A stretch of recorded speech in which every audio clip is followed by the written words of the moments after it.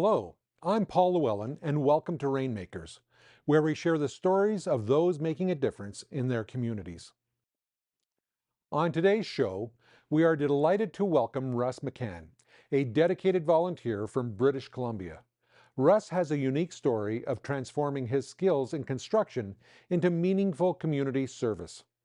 Join us as he shares his inspiring journey and the impact these efforts have had on countless lives. Thank you for joining me on Rainmakers, Russ. Well, thank you very much for having me here today.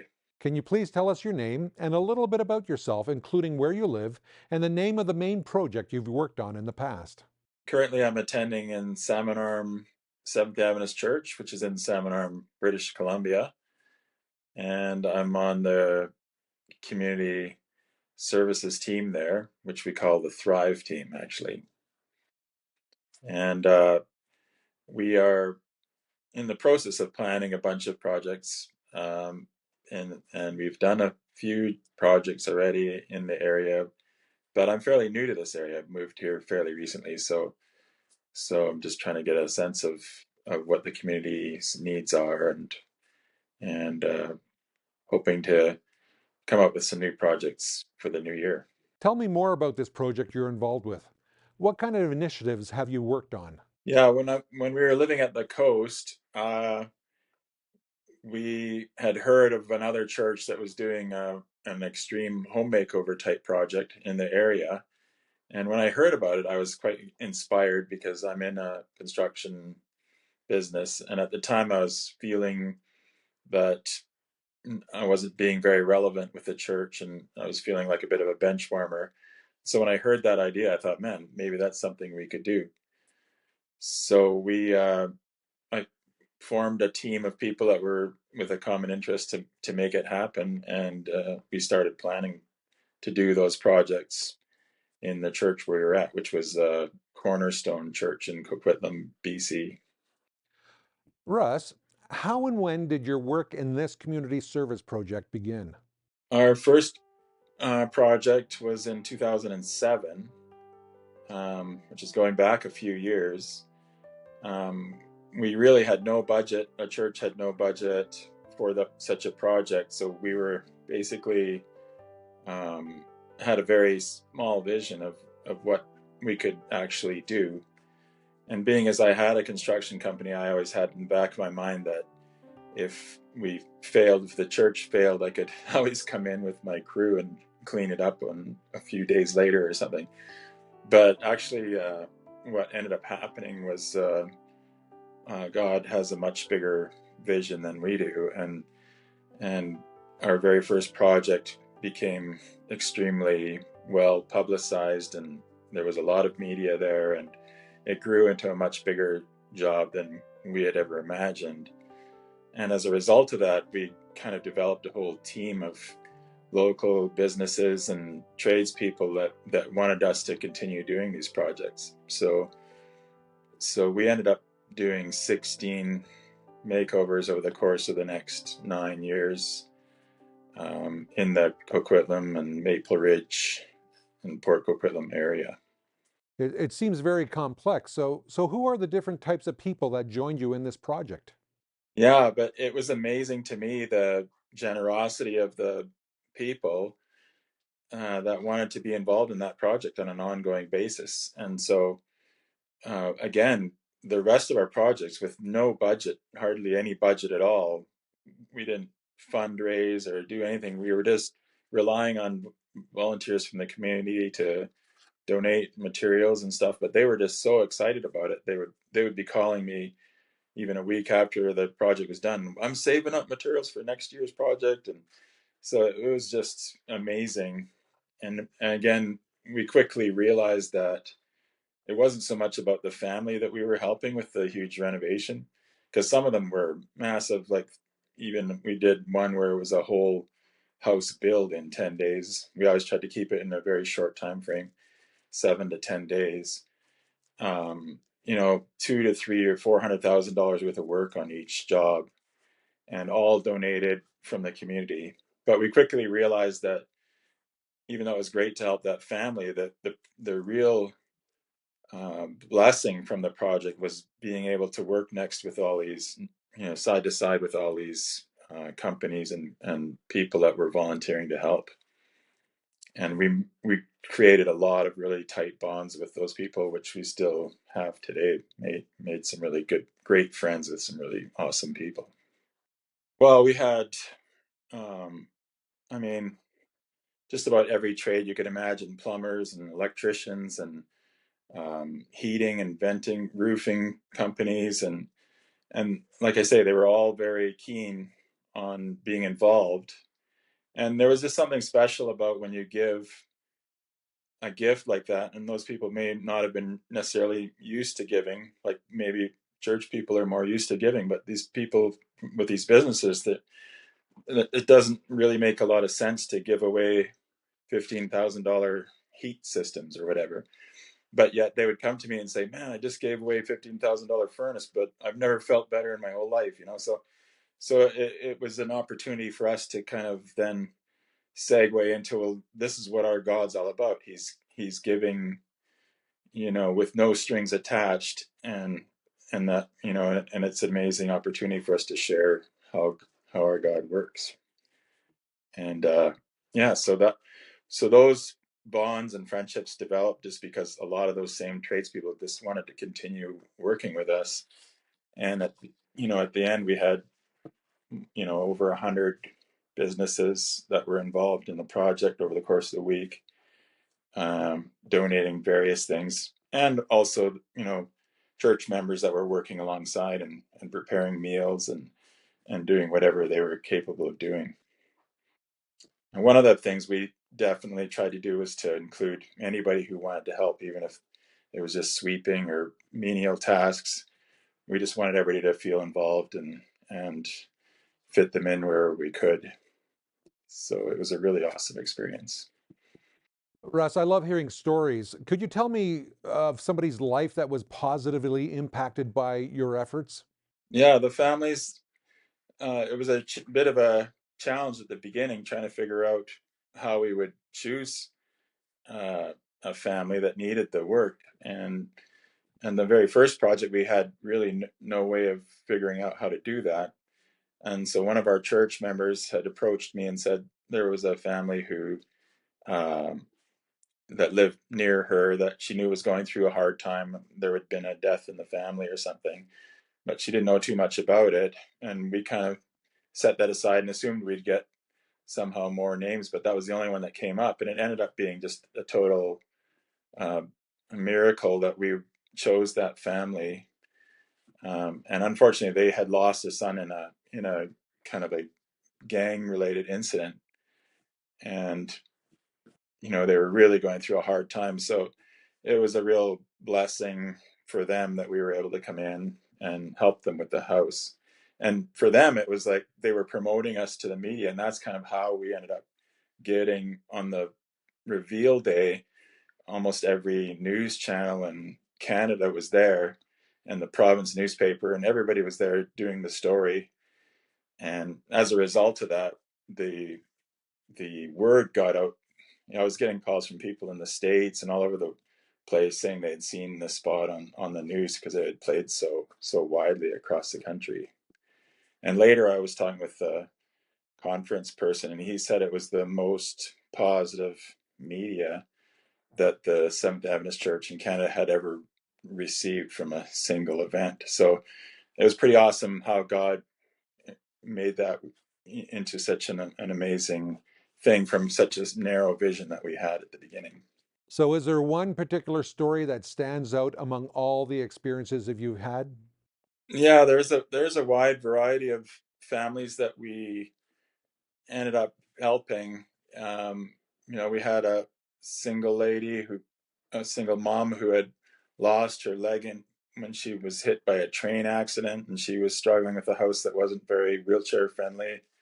We had another family whose husband had died in a work related accident, and they had three little kids that, and the house had been being renovated by the husband before he passed. It was in a big state. And we had another family where the young boy had spina bifida and wasn't able to get around the house that they owned, and it was all they could afford. So we were able to make it all wheelchair friendly and put an elevator in for the house and everything like that. So yeah, there was a lot of um, there's a lot of people out there that are struggling and they don't necessarily advertise.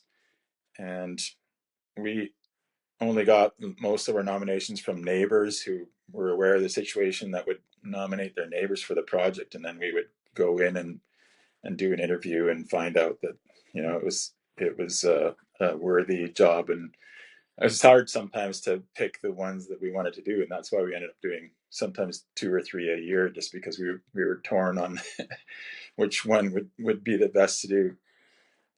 But yeah, a lot of tragic stories, and it's just really great when you can step in and it's not fixing the missing person or the death in the family or whatever, but at least trying to help and giving them a sense that, hey, there's people that actually care enough to come and make a difference. There's a lot in what goes into what you're doing. Have you faced any significant challenges during your volunteer work? And how did you manage to overcome them? Um, yeah, I mean, we've never really shared uh, how much we were going to do on the project. So it was kind of a surprise. We would tell them, yeah, we don't really know. And a lot of times we didn't really know, because you never know when you're working with volunteers how much support you're going to get until the job is almost done. So it was always really amazing to see the reaction when we would kind of do a reveal similar to the TV show, where we would have a truck in the way and we would move the truck out of the way, and they would see their house all redone and with new siding and everything done, and then going inside, just like, how did you do all this in a week? And sometimes we didn't know how we did it either, but I mean, it was awesome how much work can be done when you have such a large group of people, and nobody's really getting paid, or so there's no people feeling upset, or because you have like 50 or 60 people working in the house at one time. In a normal job site, that would be chaotic and people would be angry and stuff. But in this situation, because everybody knew it was just volunteer only, the atmosphere of everybody was just, let's whatever we need to do to get it done, let's do it. And so you had people doing jobs that they wouldn't normally do, but they just knew that there was a need, and so it had to be done. And so it was a lot of fun. It was tough, but it was a lot of fun and really rewarding.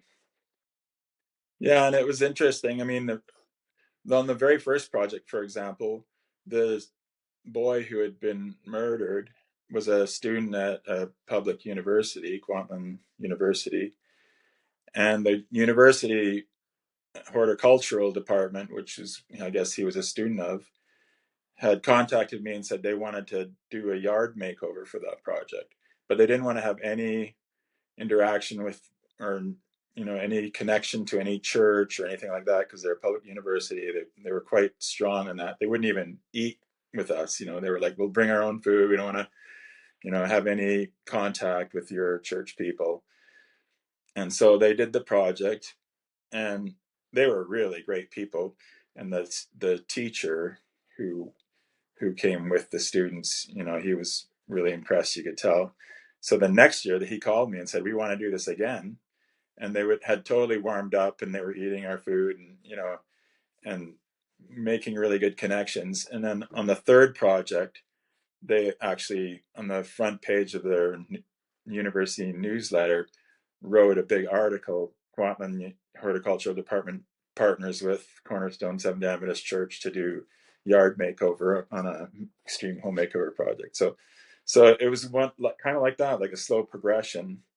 And then the teacher was calling me and asking for prayer on things. And then the coolest thing that happened out of that story was, a couple of years later, he called me and said that he had been asked to speak at other universities down in the States on how to put together a project similar to this for their uh, students to do something similar. So he was extremely grateful. He was just like, I can't believe this has gone, so it was like a huge lift for him as well.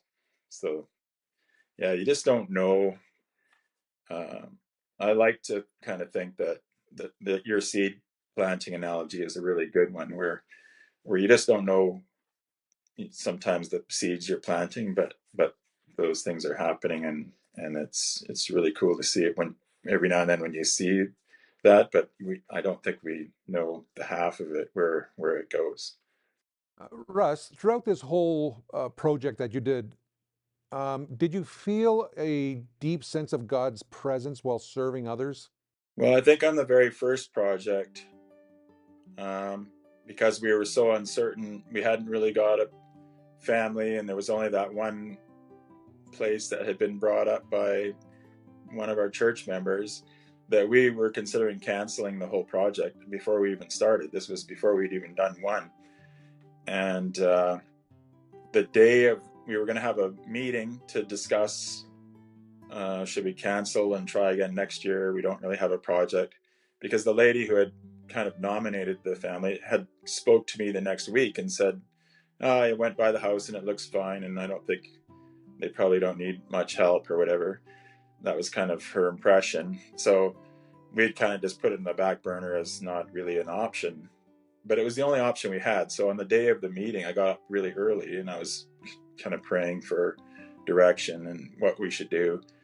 And I was impressed to go and look. I hadn't even looked at the house because the lady had just kind of told me we'd kind of written it off.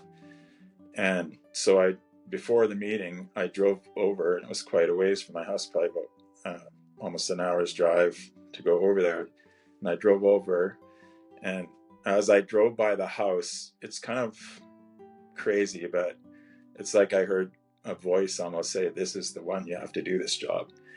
And I was so impressed. I went back, and when the meeting started, I said, I feel like we have to do this job.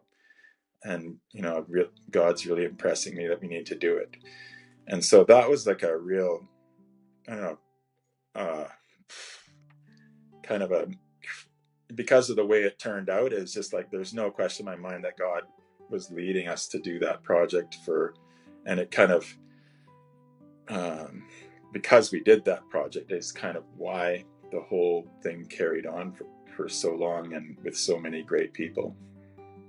Yeah, it's a real testimony to me that God is looking for us to be involved in our communities and in the ways that we can, with our skills that we have. And I was pretty discouraged with church before we started doing those projects, because I just felt like I'm just warming a bench, and so when you start doing things and working with God, it's almost like we have our blinders on, and when we step out in faith and start doing little things, that God trusts us with more and more, and then it's almost like you start seeing, hey, this is a bigger picture here than we've imagined, and I always use analogy. It's like we're looking through drinking straws, and God has this huge plan for us, but we just have to step out in faith and trust that He's going to lead us in the right way. What drives you to continue doing what you do, and what keeps you motivated? Well, part of the motivation was just when we realized the community was so excited about it. Really, our church wasn't that excited about it, and a lot of the members were like saying things like, well, why are we working on somebody's house that's not a member of our church? Or we should be working on our church building, not on some random person's house. So we were kind of getting throwback like that. But when you start working with the community people, especially the ones that were willing to donate, and their hearts in the right place, it's just such an opportunity to make friends with people who are really great people, but they just don't have a connection with. A lot of them didn't have any religious connection at all. So I think that was the real driving factor to keep going, and it was kind of coming from the community, not even from the church necessarily. That the community was just like, when they'd be phoning me, when is the next one, when's the next one, like, let's go. And so I mean, the friendships and relationships that I've developed from that project are lifelong, you know. So it's amazing. So, Russ, what role do you believe faith communities should be playing in addressing social issues? Well, I think it's really important for the faith community to know what the needs of the community are. And the only way to know that is by being involved in the community. And I personally believe that there are a lot of good initiatives going on in communities that we could just partner up with. And sometimes as a church, we want to start our own thing so we can take all the credit. But in my mind, partnering up with other ministries is a great way to connect with other people in the community and see what the needs really are. So in our since we've moved here, we started doing a single mom's oil change, and because we just felt like there's a lot of single moms out there, and we've been talking, and we know that financially it's been a struggle the last few years, and so we decided to do this. And again, the church kind of was like, well, we should be doing this in our parking lot. We don't really have a facility. There's other churches that have proper facilities that can accommodate such things. And my thought was, let's work with the community. Like there's businesses out there that do oil changes, and maybe they'd be willing to donate. So we talked to Great Canadian Oil Change, and they were like, yeah, let's do it. They were really keen on it, and the local Lordco and all the suppliers that and the grocery stores and everything donated into the project. And before you know it, we had this all lined up. And yeah, there was a lot of single moms that came through that hadn't had an oil change on their car for 2 years, like, so the oil change people were saying, man, we took the filter off and it just fell into pieces. And and this the single moms, they're so grateful. They're like, man, we really desperately need this, we just can't afford to do this. And so the second year we did it, this year, we did it on Mother's Day. This year we did it, and we had our vacation Bible school flyers there on the table when we served them their breakfast, and because we were doing a car wash and a detail, and then the oil change place was doing the oil change. And so as a result, we had like 20 more people than normal at our VBS this year. So I think there's a lot of opportunities out there, and we just need to really keep our finger on the pulse. I think our church tends to kind of huddle in and not get involved with the community. And to me, I just feel like if we're out there, we're going to see those needs, and then God gives us the ideas to try and come up with a way to make a difference. What would you say to viewers who are listening to your story and feeling inspired? What call to action would you like to share with them? What little nugget would you like to share with them that would encourage them to do the same thing? Whew.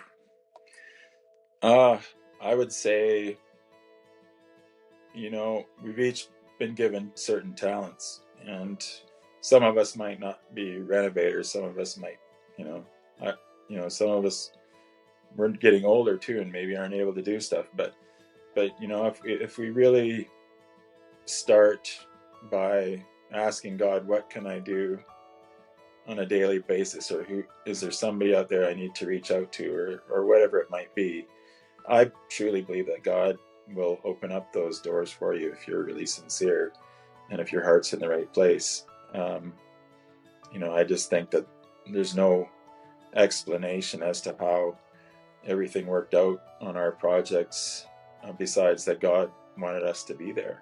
And when we step out in faith like that and look for opportunities and ways that we can connect with the community, they're going to be given to us. Um, I think that as a church, we tend to, like I alluded to before, we tend to huddle together, and you know, we've kind of been on the mindset of we need to, you know, leave the cities, run out into the country, and kind of hide. But I don't believe that.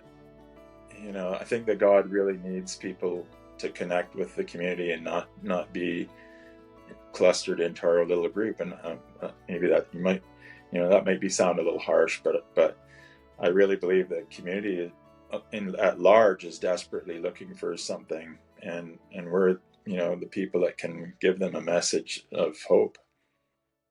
Well, it's been a wonderful interview, and thank you for being on Rainmakers, Russ. We really appreciate you being here today.